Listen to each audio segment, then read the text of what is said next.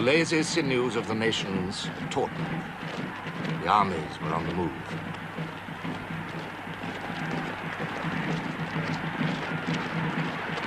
Peace exploded into cheers and music.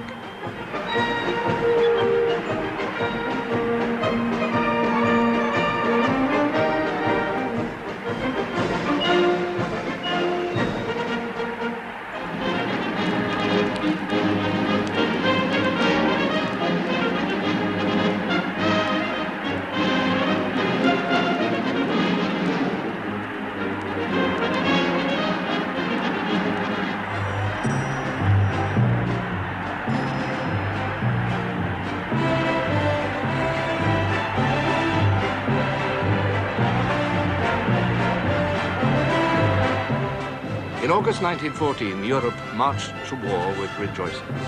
Tense wires of apprehension snapped. To those in every nation whose lives had been drab, who had endured discontents, who were restless, disgusted, filled with envy or with high ideals, a cause was now offered, and a duty. Enthusiasm was reborn.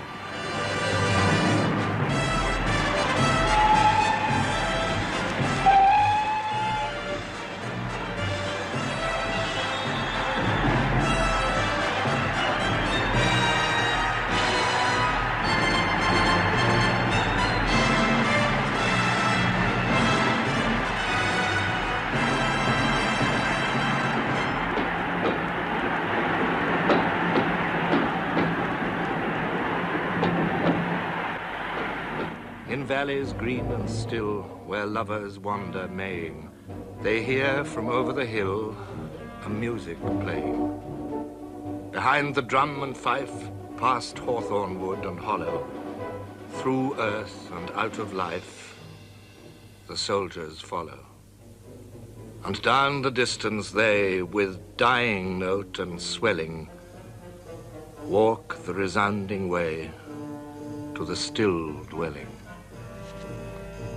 It was Austria's quarrel, but it was Germany's war. Germany struck first, westward. At 5 a.m. on August the 4th, German cavalry crossed the Belgian frontier, their hoofbeats on the cobblestones the signal of catastrophe. In Berlin, the Kaiser addressed the members of the Reichstag. I have no knowledge any longer of party or creed. I know only Germans, and in token thereof, I ask all of you to give me your hands. When the Imperial Chancellor, Bethmann Hollweg, asked for the unprecedented war credit of £265 million, the Reichstag voted it unanimously.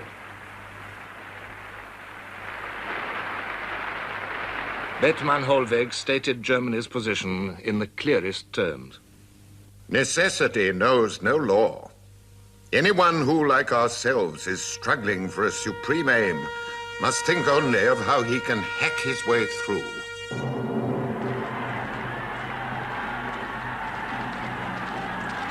Through international agreements, through the very concept of neutrality, through Belgium.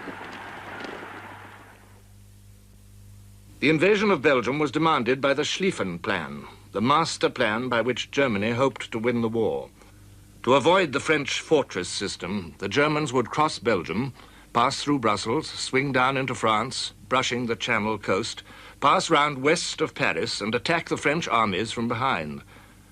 The whole thing was expected to be over in 40 days.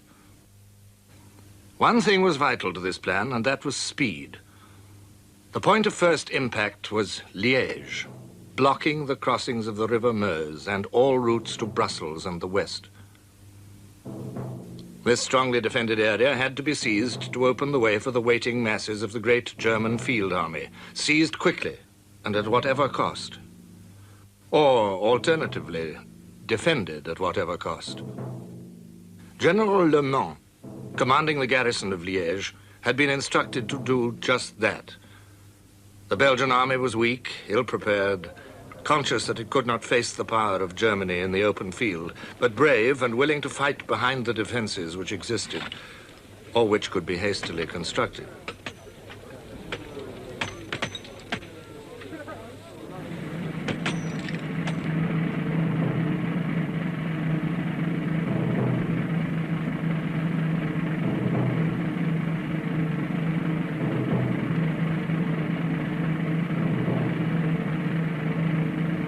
They were facing the most powerful military machine in the world.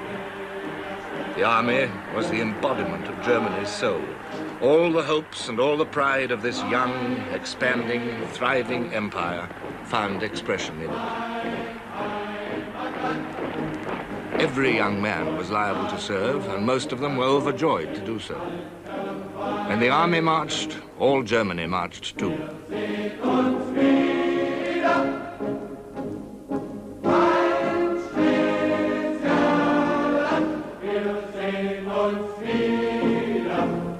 In peacetime, it numbered nearly 1 million conscripts.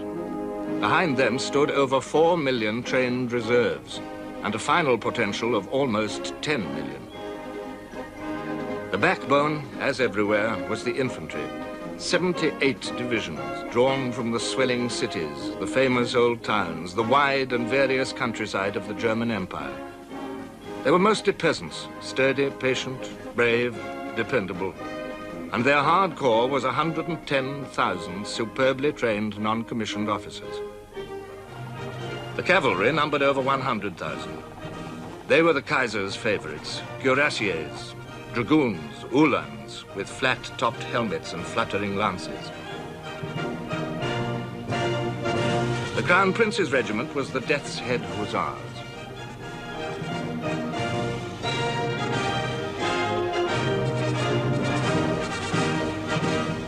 But it was the German artillery which would shock the world and do the damage. The field guns were not impressive, but behind them were ranged over 3,000 weapons of heavier caliber. 150 millimeters, 210 millimeters, 305s, products of the firm of Krupps.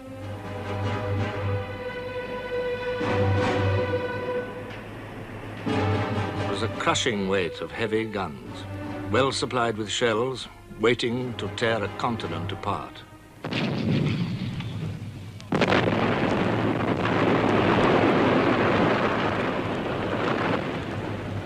And yet, for a while, all this might was checked. Liège proved a tough nut. The first German assaults were repulsed with heavy losses. They tried a night attack to avoid the Belgian machine guns. Slipping through the outer ring of forts, an almost unknown German staff officer, General Ludendorff, made his way to the citadel in the center of the town itself. I arrived, no German soldier was to be seen, and the citadel was still in the hands of the enemy. I banged on the gates, which were locked. They were opened from the inside. The few hundred Belgians who were there surrendered at my summons.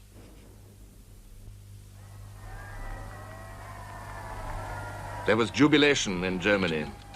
The Kaiser kissed von Moltke rapturously. But the excitement was premature.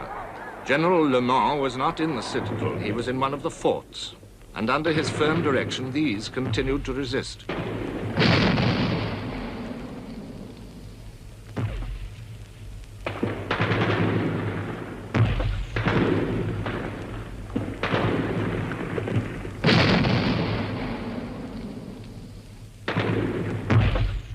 The way to Brussels was still blocked. In the following days, the short pause while Germany's battering train assembled, the nations discerned the countenance of all. At this stage, many found it pleasing. The German Crown Prince wrote, "The electric spark of the mobilization decree fired a train of indescribable enthusiasm from Memel to the tiniest hamlet in the southern German mountains. At that time, the vast majority of the German people regarded the military solution of the ever-increasing political tension as the end of a nightmare." A French officer was leaving Paris with his regiment for Verdun. Our great nation's heart was beating tumultuously as in days long past. Crowds were gathered at every station, behind every barrier, and at every window along our road. Cries of "Vive la France" and "Vive l'armée" could be heard everywhere, while people waved handkerchiefs and hats. The women were throwing kisses and heaped flowers on our convoy, and the young men were shouting "Au revoir" and "A bientôt." At one grade crossing, a young woman lifted her baby towards us, shouting, He too, like you, will go someday and do his duty. It must have been like this in 1792. The soul of France had again attained the height of her greatest period in history. Saturday, August the 1st, was a quiet day for the officer in charge at London's chief recruiting office, Great Scotland Yard. Precisely 8 recruits presented themselves to him. Then came Sunday and August bank holiday. When he returned to his office on August the 4th, the crowd awaiting him was so dense that it took him 20 minutes and the help of 20 policemen to get through to his desk. And from that moment, he worked continuously through the day, attesting men. When Lord Kitchener's appeal went out for the first 100,000, your king and country need you, the flow increased all over Britain. 100 men an hour, 3,000 a day, 6,000 over the war's first weekend joined the army. So many came now that they had to be turned away. The whole country, and the great dominions of the British Empire with it, were swept by the emotion which Rupert Brooke precisely put into words. Now God be thanked, who has matched us with his hour, and caught our youth, and wakened us from sleeping, with hand made sure, clear eye, and sharpened power, to turn as swimmers into cleanness leaping, glad from a world grown old and cold and weary.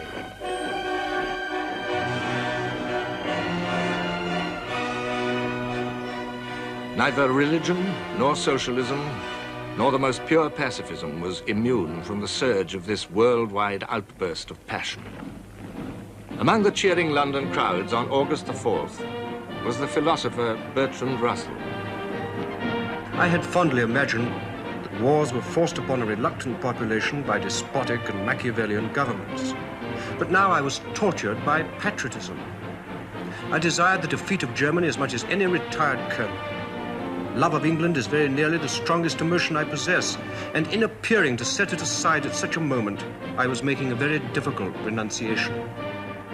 The liberal Manchester Guardian, an important platform for pacifist opinion, said in its editorial on August the 5th, England declared war on Germany at 11 o'clock last night.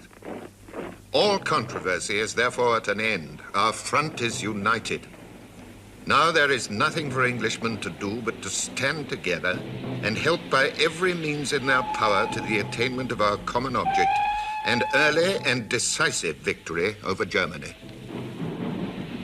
It was quickly obvious to thoughtful men that nations in this mood would not easily give up the struggle.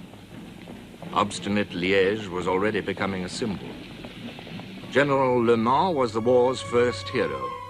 The phrase, gallant little Belgium, was born, adding fuel to the emotionalism of the moment. Behind Liège, the image of a brave king and a resolute people rallying against aggression was firmly planted. The world applauded a small David who did not fear Goliath.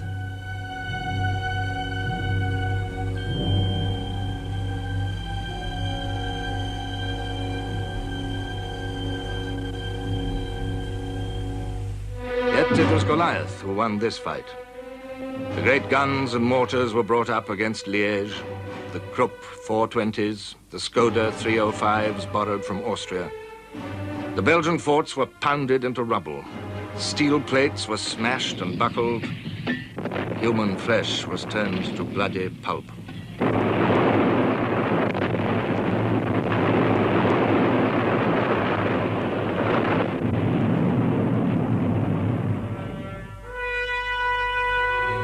General Le Mans was buried under the wreckage and dug out to find himself a prisoner. His German captors allowed him to keep his sword. The war was young enough for such gestures, and the Germans could afford them, for with the fall of Liège, there was nothing to prevent their masses from pouring into Belgium, towards Brussels, and down the River Meuse. The Belgian army could not hope to stop them. It would be up to Belgium's allies. They, too, were on the move. Carefully in step with Germany, the French army mobilized, called in its reservists, issued them with boots and live ammunition, drafted them to divisions, army corps, and armies, and massed them behind the frontier. On foot and by train, horses and men moved to their ordained positions. A regulation was turning into a catchphrase. 40 hommes, 8 chevaux. 40 men or 8 horses. Neither men nor horses found it comfortable. France also had a plan, Plan 17. It was as simple as von Schlieffen's, but scarcely so promising. Whatever the circumstances, it is the Commander-in-Chief's intention to advance, all forces united, to the attack of the German armies. Whatever the circumstances, the French army would advance. Whatever the circumstances, in full strength. Whatever the circumstances, through the lost provinces of Lorraine and Alsace, towards the Rhine. There were few who doubted, for the army was France's pride, a firm rock amid the shifting sands of Republican government. The French infantry was still dressed in the red trousers and the red képis of 50 years before. Like the Germans, most of them were peasants, strong and hardy, more enduring than anyone supposed, and possessing a quality of Gallic fury which was heightened by their mission to attack. Amid the historic costumes of old France, there was a whiff of Africa. Zouaves and Turcos from Algeria and Morocco, and the famous Foreign Legion.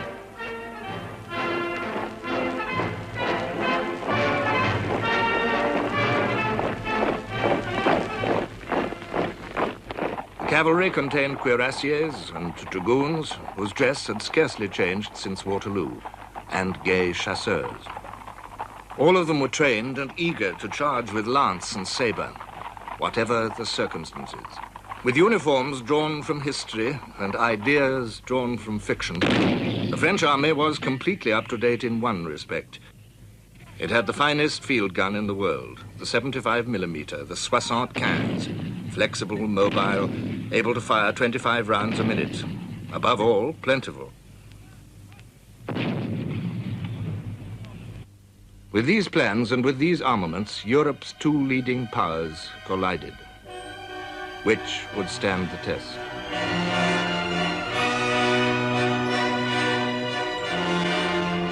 While Germany waited for the fall of Liège to open the way for her masses in the north, the French struck in the south into the green mountains of Alsace.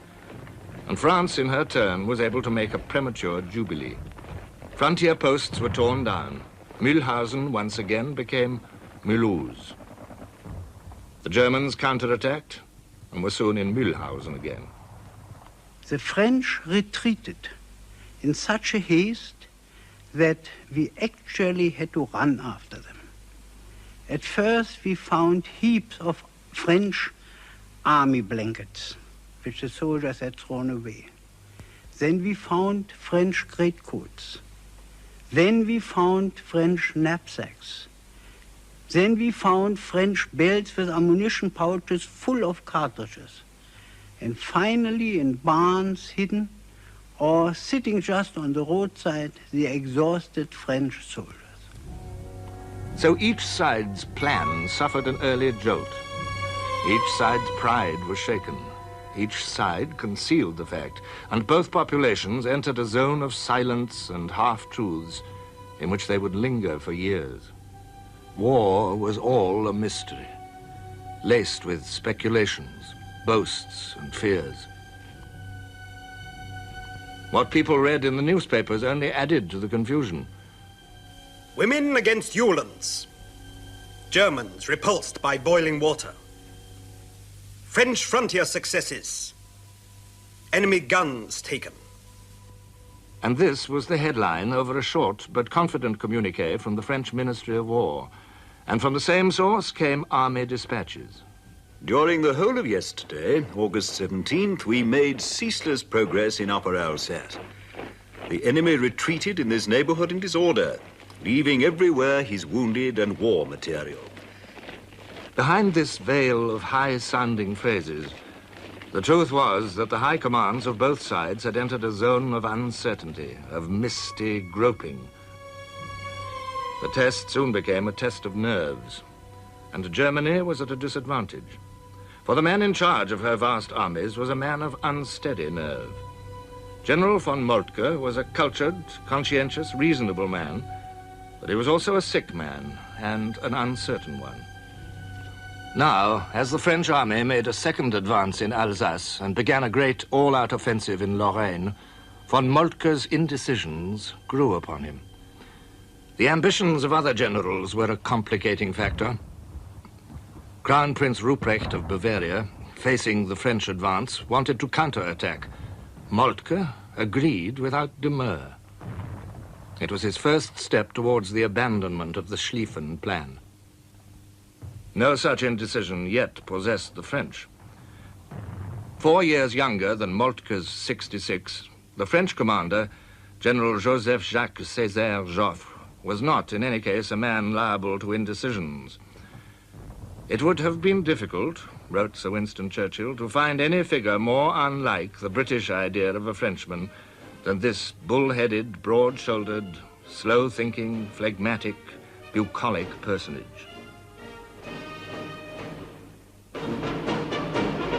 There were few questions in the French army during those early August days. The prophets of the offensive had laid down the doctrine. For the attack, only 2 things are necessary: to know where the enemy is and to decide what to do. What the enemy intends to do is of no importance. With this assurance, the French spilled out over the fields and hillsides of Lorraine, bold, brilliant targets in the sunlight. At first, all went well. On August the 18th, the day after the last fort at Liège had surrendered, General de Castelnau, commanding the French spearhead, the Second Army, announced to his troops, "The enemy is retiring on our front. He must be pursued with the utmost vigor and rapidity. I expect corps commanders to instill into their troops the necessary dash."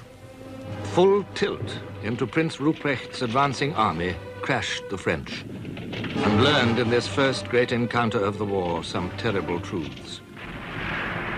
What the enemy intended to do was important after all. At long range, the German heavy guns, and at short range, the machine guns, devoured the gaudy lines of Frenchmen. The sense of the tragic futility of it will never quite fade, wrote Sir Edward Spears, and added that many of these gallant officers thought it chic to die in white gloves. Nobody could tell exactly what the French losses were, but they were enormous. The French Second Army came back, said Joffre, under conditions which almost resembled a rout.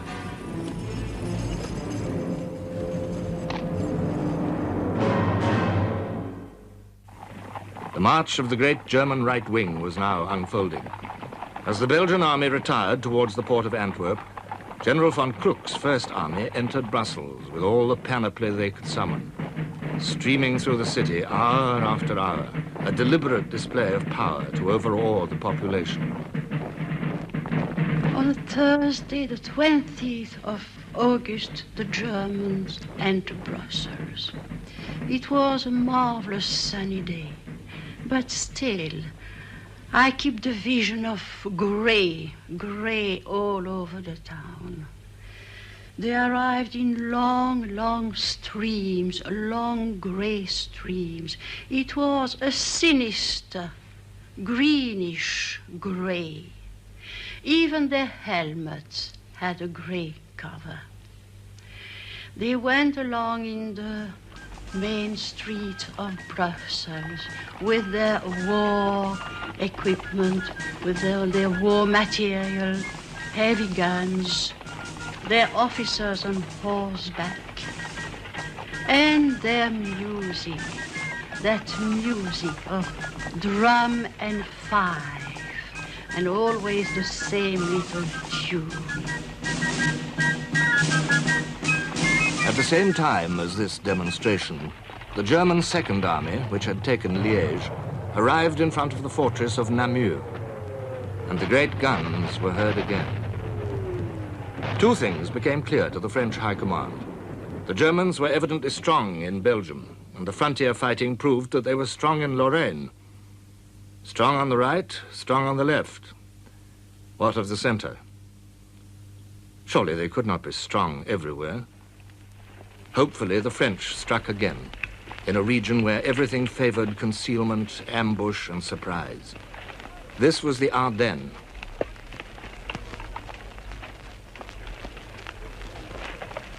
Once more, the French swept forward. Once more, their blind rush was abruptly checked. Machine guns and high-angle artillery fire, to which they could make no reply, tore through their ranks.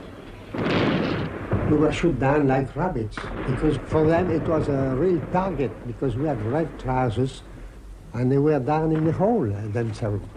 Then we had to retreat, of course. We lie down for a certain while, try to make some holes, and after that, when we could do nothing, we had to retreat back. Once more, the French armies tumbled back in dire disorder.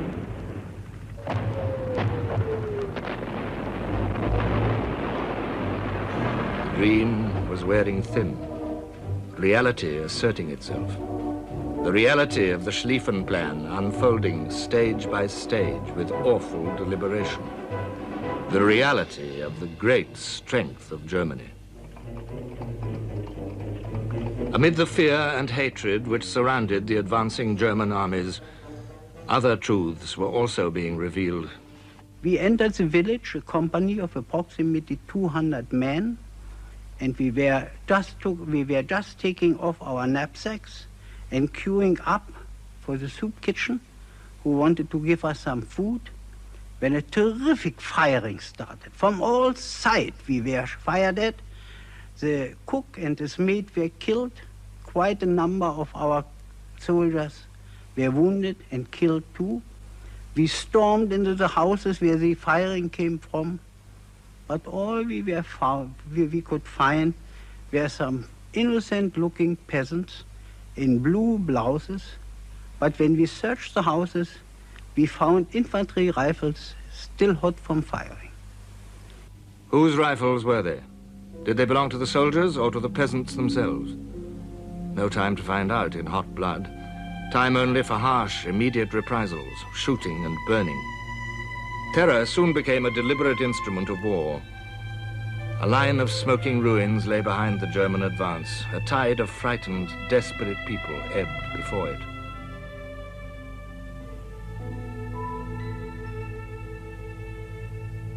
The Germans convinced themselves that they were victims of systematic guerrilla warfare.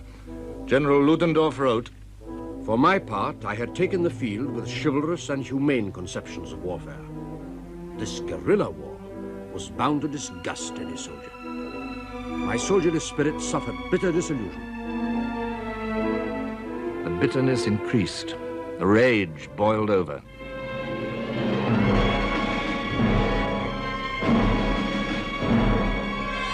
At Dinant, General von Hausen's Saxons shot over 600 men, women, and children, among them a child 3 weeks old. A staff officer questioned how this deed would look in history. Von Hausen said, "We shall write the history ourselves." More of it was written at Louvain on August the 25th. On that day began the sack of this ancient Belgian university town.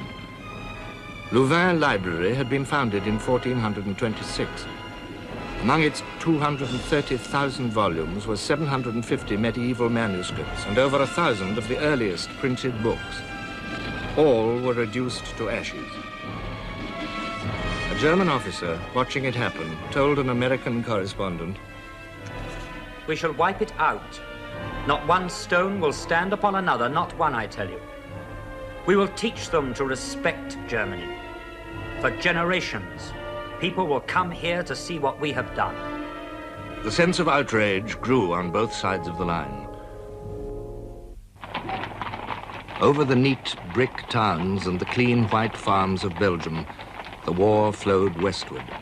The last of the French armies, General Lanzac's Fifth Army, facing the swinging end of Schlieffen's flail, edged slowly to its left, constantly sensing the pressure of the German right.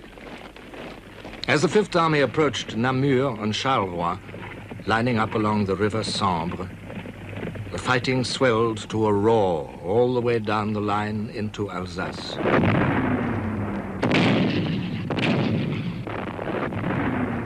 And now another element was coming into play. the British Expeditionary Force. For once in British history, an army was taking the field with incredible efficiency. At all the depot towns and barracks, there was tremendous activity. 60% of these men were reservists, summoned back to the colours by telegram, by public notice, even by town crier. Uniforms and rifles were issued, kits were made up, transport was prepared. New boots were fitted to feet which had lost the feel of hard army leather. 1,800 special trains carried the British Expeditionary Force to its ports of embarkation. On one day alone, 80 trains ran into Southampton docks.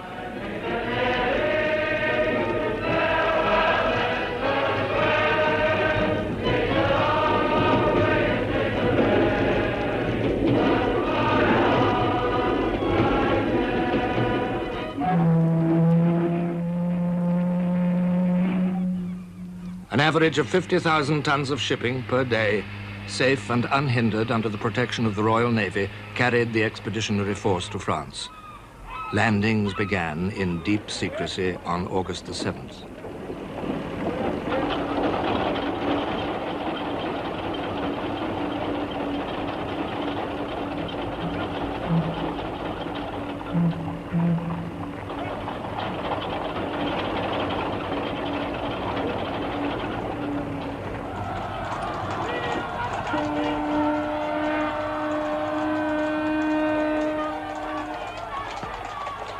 The commander-in-chief of this army was Field Marshal Sir John French. Peppery, emotional, a good cavalry tactician, but not an intellectual soldier, French's task in those closing days of August was difficult enough to tax a genius. Sir John French believed that he was about to take part in a vast Allied advance to the Rhine. Of what had happened to the French or of what the Germans were doing, he knew nothing. The first thing he had to do was to make contact with the French general on his right, General Lanzac. News had just come in that the German armies were making for a place on the Meuse called Huy, H-U-Y. It's a very difficult word to pronounce in English. And French started off gallantly in French, Lieutenant Lanzac, and said, what do you think, qu'est-ce que vous croyez que les Allemands vont faire à? What do you think the Germans are going to do at? And then he stuck H-U-Y, and just couldn't pronounce Huy. So after a moment's hesitation, he said triumphantly, Hoi! What are the Germans going to do at Hoi? And the Frenchman said, what's he say? What's he say? And then, very rudely, Lanzac turned to somebody and said, tell the field marshal the Germans have come to the Meuse to fish. It was a bad beginning. Worse was to follow. Each day, the RFC flew its reconnaissances. Some discovered nothing, but one, scouting over the battlefield of Waterloo, just south of Brussels, was more fortunate. We found the whole area completely covered with hordes of field grey uniforms and heavy stuff, transport, guns, and what have you, coming towards us. In fact, it looked as though the place was alive with the Germans. The pilot landed and was rushed off to tell Sir John French what he had seen. And I showed him a map all marked out. He said, have you been over that area? And I said, yes, sir.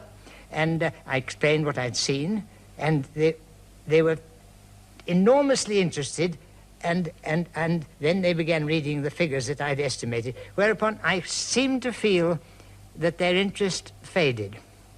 They seemed to look at each other and shrug their shoulders.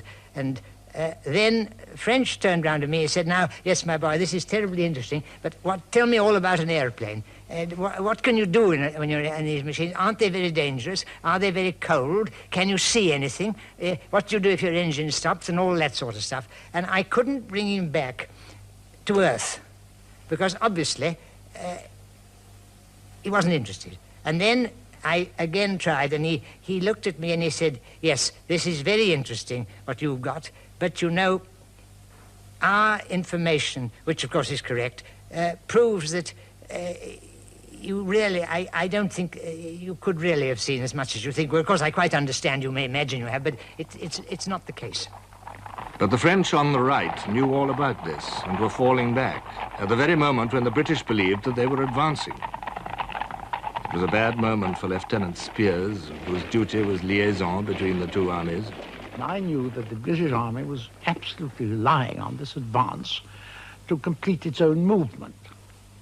And the position of the British Army was extremely dangerous because we believed that a couple of German army corps were moving quite unopposed round the flank of the VEF, which was on the extreme left of the whole Allied line.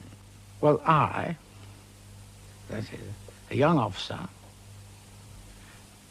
had come to tell, on my own responsibility, come to tell Sir John French that he couldn't rely on the French advance. And indeed, that if he continued advancing as he was planning to do, it was the destruction of the whole of the British Army. We were walking straight into the mouth of a trap, enormous trap. The dream of advancing through Belgium was at an end. From here onwards, it would be all harsh reality. The date was August the 22nd. The position which the army reached was the battlefield of Mons.